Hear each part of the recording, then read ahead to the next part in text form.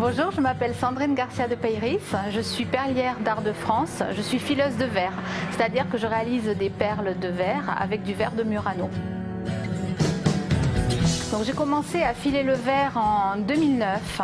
Suite à un souci de santé, je pouvais rester qu'en position assise ou allongée. Donc j'ai investi dans du matériel qui est très onéreux pour cette technique. Et petit à petit, j'ai appris seule, je suis autodidacte. J'ai quelqu'un de ma famille qui a travaillé un petit peu dans la verrerie qui m'a donné quelques conseils, mais c'est moi toute seule, à force de travail, qui ai réussi à apprendre cette technique. Et au bout de 4 ans, j'ai demandé l'accréditation de mes pairs, c'est-à-dire les perliers d'Art de France. Et j'ai pu commencer à vendre mes perles. Mais ça a mis 4 ans, c'est un métier qui est très dur.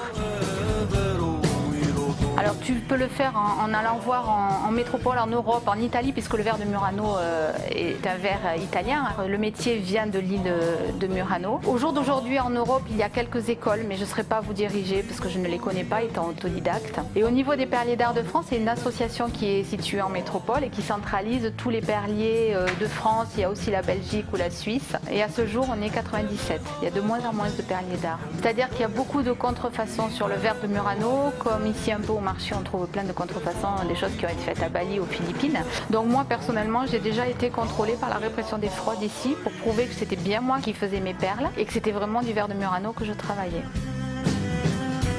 C'est pas un métier qu'on peut faire comme ça pour jouer en loisir créatif, c'est vraiment un métier d'art avec du matériel très spécifique. Tout le matériel que j'ai est fait vraiment pour des perliers d'art. C'est-à-dire que c'est vraiment très onéreux.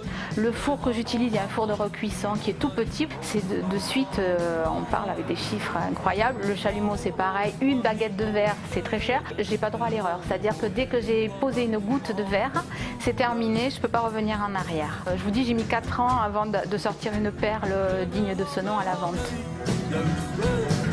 Je m'assois devant mon chalumeau et c'est sur l'instant, ça me vient comme ça. Je ne dessine rien, je ne projette rien. Bon, quand j'ai des commandes, je fais des choses que les gens m'ont commandées. Mais autrement, quand je suis vraiment dans une phase de création, je suis devant mon chalumeau et c'est la matière qui me guide. Quand je travaille le verre, c'est comme du miel, c'est liquide. Donc c'est pas moi qui décide de tout. Je décide de couleur, de forme, mais au final, c'est pas forcément le rendu que ça va donner. Mais il y a toujours la magie qui est là. Je suis une artiste, je suis déclarée artiste, mais je suis aussi artisan d'art, donc c'est le dilemme. Alors le conseil que je pourrais donner aux jeunes qui ont envie de se lancer, c'est d'avoir une très bonne vue parce que c'est très minutieux. Être passionné, mais pas seulement ça, il faut aussi avoir un métier à côté puisque pour en vivre c'est très compliqué. Merci à vous.